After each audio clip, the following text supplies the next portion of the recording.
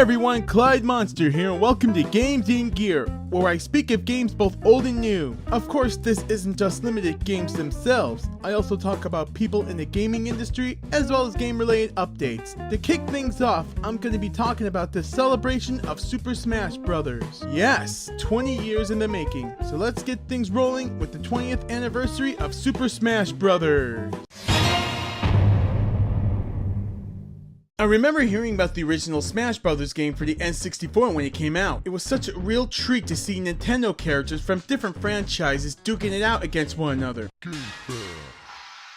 Super Smash Bros. Was intended to be a Japanese exclusive, but once it sold over 1 million copies, Nintendo wanted to release it overseas. I was visiting my cousin's place one time, and when I played it for the first time, it was truly an amazing thing. You got Mario, Fox, Pikachu, Kirby, and a whole lot more. And the stages were really neat too, and so many great items to use as well. The Pokeballs were personally my favorite, mostly because there's no telling what Pokemon would come out. It was such an amazing game to play at the time. Sadly, I didn't own an N64 on my own, so I couldn't be able to play it. But a few years later, being Smashless would be a thing of the past. You know, a couple years later, when the GameCube was announced, and around Christmas, I actually managed to get one, and I still have it to this day. And one of the first games I managed to get along with the GameCube was, well, you guessed it, Super Smash Bros. Melee. Now this was really an improvement from the N64 game. It included new characters such as Princess Peach, Bowser, and even the Ice Climbers. It even included some new stuff like Adventure Mode and All-Star Mode. I would always play against my older brother, and most of the time he would just beat me. Overall, it was a great experience, mostly because it was the first console I ever owned by myself. And then a few years later, when I got a Nintendo Wii, I managed to get a copy of Super Smash Bros. Brawl. I found this to be really amazing because it was the first Smash Bros. Game in which you could play against other people online. Plus, you can play as Sonic.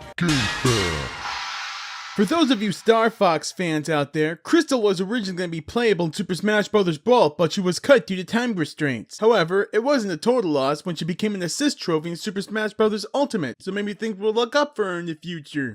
Incidentally, there was also an adventure mode called Subspace Emissary. It was a pretty neat concept that combined fighting with a typical side-scroller, just as they did with Super Smash Bros. Melee. Plus, the enemies in it were pretty tough to fight. Plus, you can build your own stage as well, and pick out what music you wanted to go with your stage. In a way, it felt that possibilities were endless in terms of what features going to be added in Super Smash Bros. Brawl. And the best part is they include Final Smash, which can have a massive effect on your opponent. This concept would later be expanded to the Wii U and the 3DS as well. In addition to online gameplay and new characters, you could actually connect your 3DS to the Wii U and use it as a controller. And since Melee, you can collect trophies that can explain about the character's history, and you can even use a Mii to make your own fighter. I mean, if that isn't grounds for an amazing, I don't know what is. The 8-player Smash mode from Smash Bros. For the Wii U and 3DS was originally intended for Melee. However, technical limitations prevented that from becoming a reality.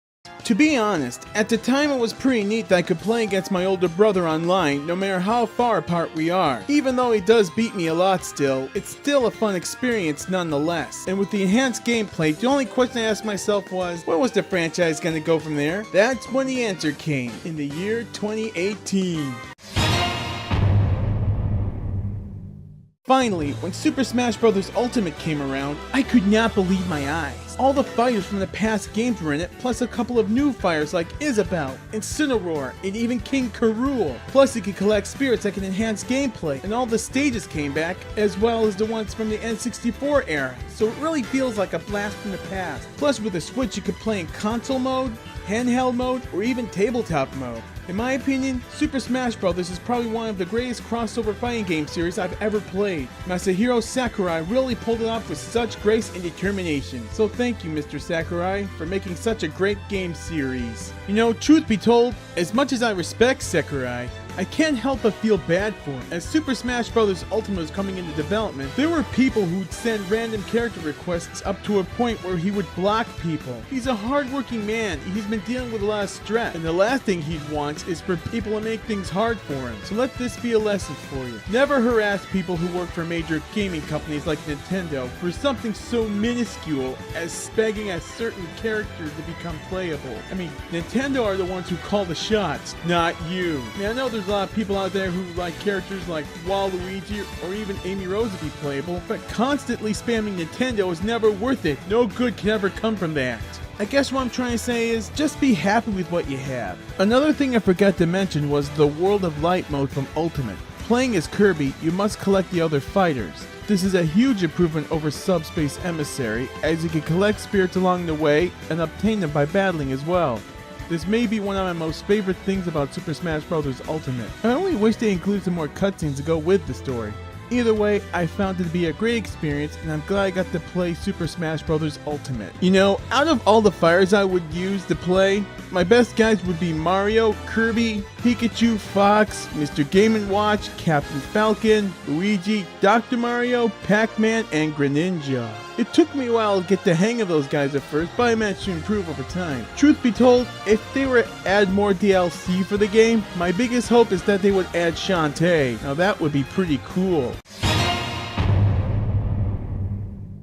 Now I like to say something real quick because I feel this is important. This is based on my own personal opinion, not based on facts, so I don't want you to get the wrong idea if there are a few things I missed. I don't want to cause any drama or anything along those lines. You know, through it all, even though the Smash Brothers games have changed over the years, it still holds a special place in my heart, and I still enjoy the Smash Brothers series to this day. So here's to 20 years of Super Smash Brothers. I hope this series continue to reach new heights. Well, that wraps us down to the end, but before I go, here's a segment I like to call Game Wordplay, in which I come up with different play on words. And this week's Game Wordplay is Smashify, in which you gotta smash your opponent in the game to win. But it's also important to have fun, because it's not really whether you win or lose, it's how you play the game. This is Clyde Monster saying, see you next time on Games in Gear!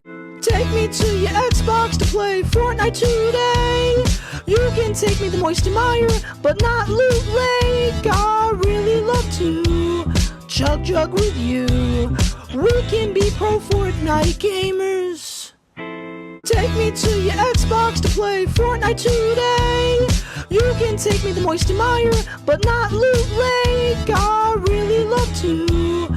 I hope you enjoyed the very first episode of Games in Gear. If you did, please click the like button. And to see more new episodes, please click the subscribe button and be sure to follow us on Twitter and like us on Facebook. We've got plenty more on the way.